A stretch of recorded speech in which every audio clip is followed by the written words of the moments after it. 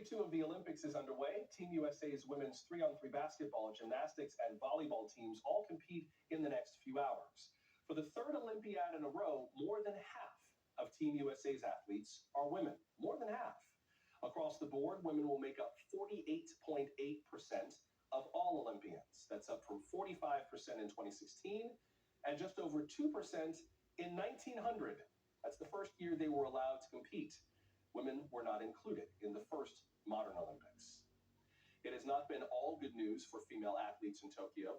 This week, the Norwegian women's beach handball team was fined after deciding they would not play in bikinis. Male players are allowed to play in tank tops and shorts. Women are required to wear bikini bottoms with a close fit and cut on an upward angle. So how far have we come, and how far do we still have to go? Our panel is back with us to discuss, and Helen Hong, I thought I would start with you on this whole. Wow. I mean, this is the most blatant sexist move. It's like there's obviously no like physical advantage to wearing bikini bottoms or wearing shorts if you're in competition. And so this is just men just want to ogle women's bodies or something. It's just so blatant. And, I can't say that I play beach volleyball often. I have hooked up on the beach, and I can tell you unequivocally that getting sand in your crotch, not a fun experience. So I think these women should be able to wear whatever they want to prevent sand crotch.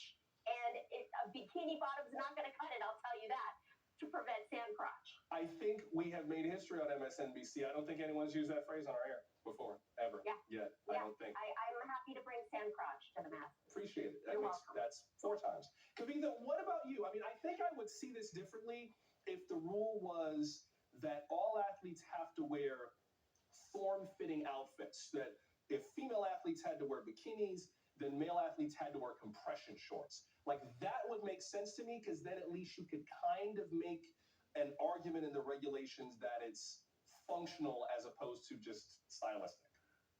Sure. Compression shorts being controversial as they are. Right. I actually wrote a column about buying athletes in the Olympics during Rio. And I started it because, like Leslie Jones, I had a similar question for our swimmer, Connor Dwyer.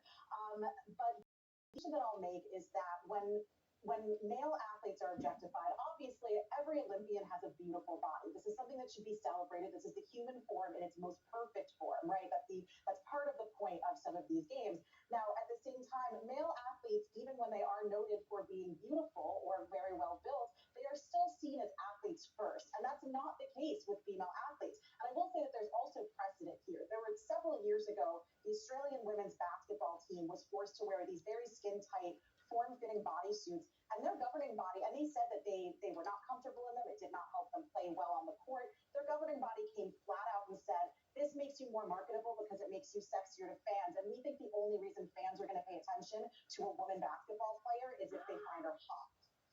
So they're just saying the quiet part out loud all over again. Yeah, I hear that. But another story with regards to women in sports that we took note of is a model by the name of Lena Bloom, who is set to make history as the first trans woman of color on the cover of the Sports Illustrated swimsuit issue. They didn't feature a black cover model until Tyra Banks in '96.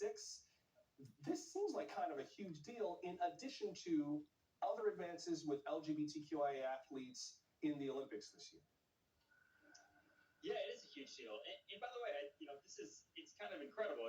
It's apparently, what I've read recently, it's the most LGBTQ athletes in any Olympics, LGBTQ athletes. So that's an incredible advancement.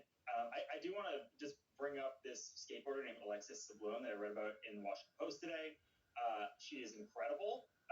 She is in her 30s. She has an architecture degree. She went to MIT, and she is not really certain that skateboarding should be a sport at the Olympics, and she is skateboarding in the Olympics. I think it's the coolest possible thing you can do.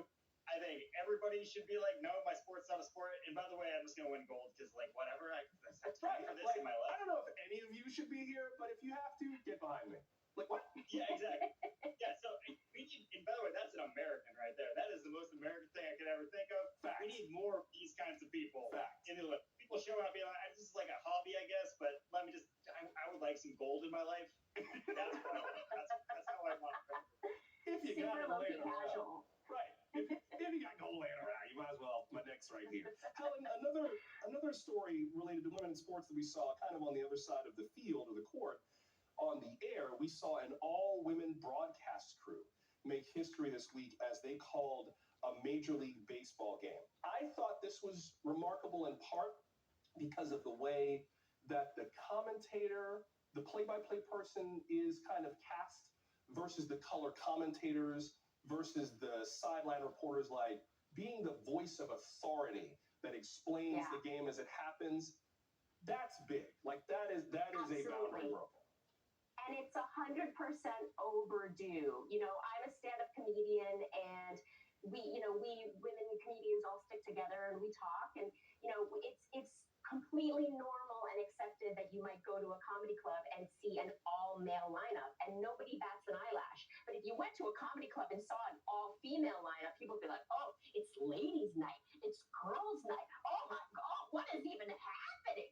You know, they make such a big deal out of it, and that's what's happening.